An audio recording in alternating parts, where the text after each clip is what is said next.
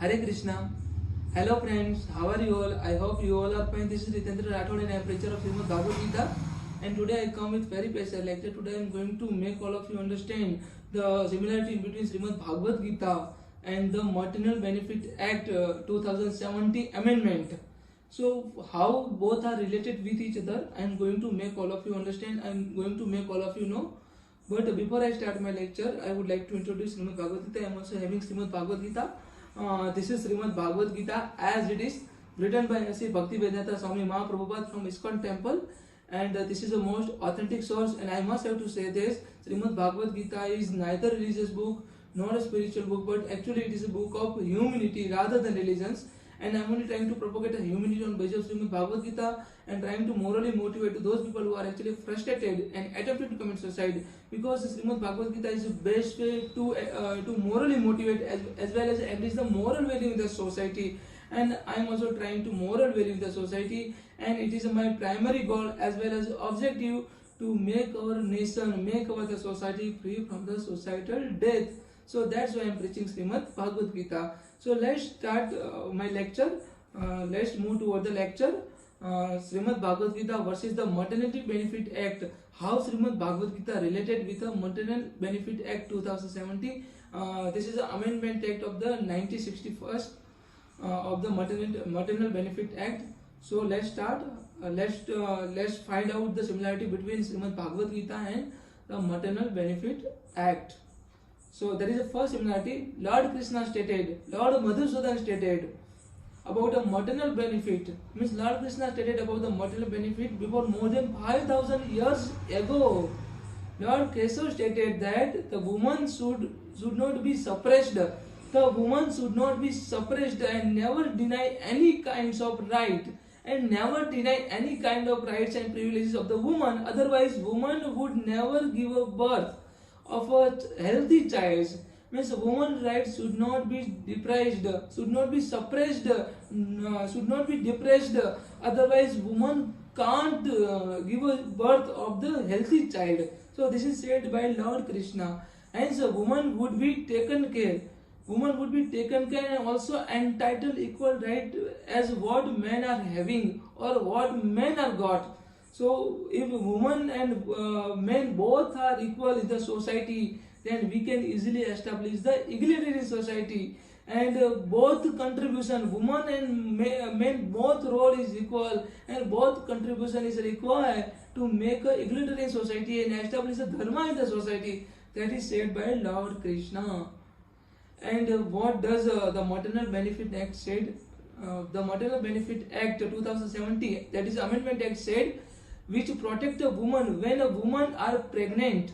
Because of giving a birth of the healthy child, woman must have to be protected. Woman must have to be protected. This is a protection of the woman when the woman are pregnant, and when there is a duration of the 39 weeks of the woman, the pregnancy duration.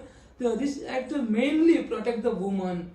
And this is a similar thing is said in Shrimad Bhagavad Gita about the role and about the protection of the woman. How can we protect a woman?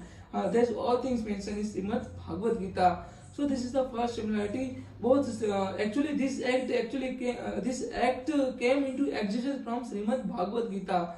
So Lord Krishna said before more than 5,000 years ago, and this act this act came into existence in 2017.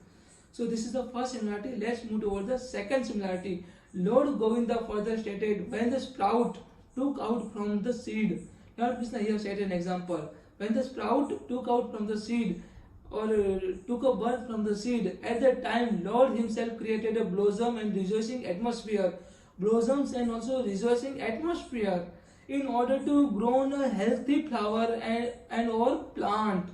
As similarly at the time of the pregnancy period, 39 weeks of the woman, we all have to create a happy and comfort atmosphere. We all have to happy and comfort atmosphere and make all things easy for a pregnant woman in order to give a birth of the healthy kids or healthy child. So this is the said by Lord Krishna.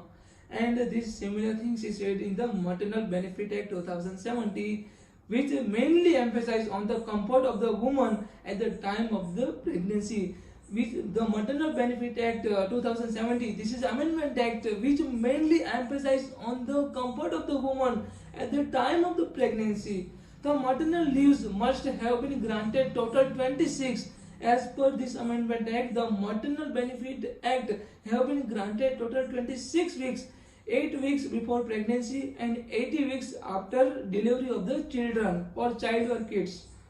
For the working woman, if the woman want to work at the home, then it's a provisioned under the Maternal Benefit Act 2070 and also entitled the maternal benefit full salary and also half salary of the work at the home.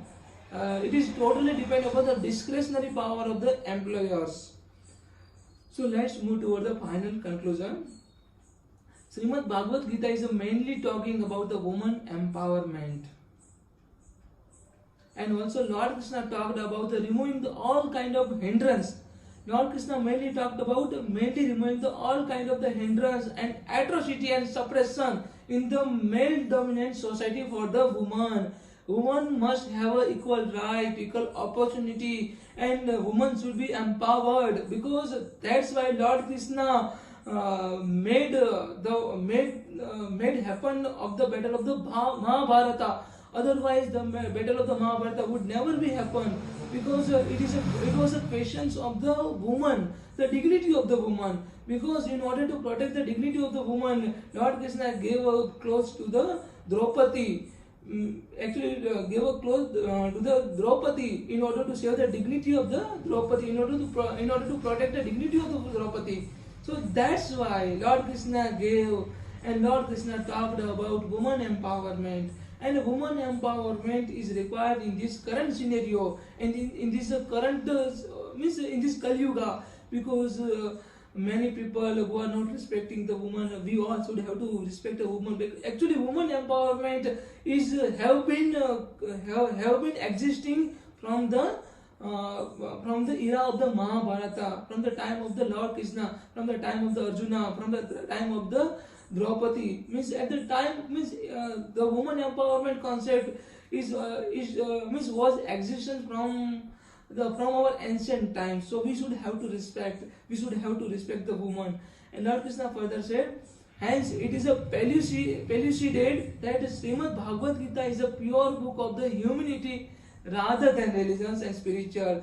Shrimad Bhagavad Gita is not a religious book, it is not a spiritual book, it is a pure book of humanity, in which Lord Krishna talked about woman empowerment, the dignity of the woman, the dignity of the depressed, the dignity of the lower state of the society, and each and every human being have a equal, each and every human being has an equal right and equal opportunity to come ahead. So that similar things is said by Lord Krishna.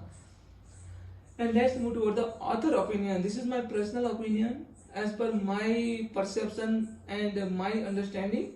Hereby I must have to say that Shrimad Bhagavad Gita is neither religious book nor a spiritual book. Shrimad Bhagavad Gita is not religious book nor spiritual book. It is a pure book of the science and humanity. Shrimad Bhagavad Gita is a pure book of the science and humanity, which make all of us learn how to live our lives with a good conduct and morality. From Shrimad Bhagavad Gita, we can easily learn how to live our life with a good conduct and moralities. Because Shrimad Bhagavad Gita is the best way to morally motivate. And if we really want to enrich the moral value in the society, then we all have to follow Shrimad Bhagavad Gita. Don't treat Shrimad Bhagavad Gita as a religious book, and don't put Shrimad Bhagavad Gita into temple. If you really want to follow and also worship Shrimad Bhagavad Gita and Lord Krishna, then try to follow Shrimad Bhagavad Gita, supreme instruction of Lord Krishna, which are mentioned in Shrimad Bhagavad Gita, in your daily life, rather than to put Shrimad Bhagavad Gita into temple. Because actual worship of Shrimad Bhagavad Gita is following the daily life, following the supreme instruction of Lord Krishna, which are mentioned in Shrimad Bhagavad Gita. And finally I must have to say, we have to mold the character, we have to mold Lord Krishna in our character, but not actually into the picture. We should have to mold Lord Krishna in our character, in our moral value, in our breath, and in our daily life. We should have to mold our character like a Lord Krishna, in simple word. So this is the final conclusion. So I hope you all can understand very well. So thanks all of you. Thank you very much for listening me. And Hare Krishna.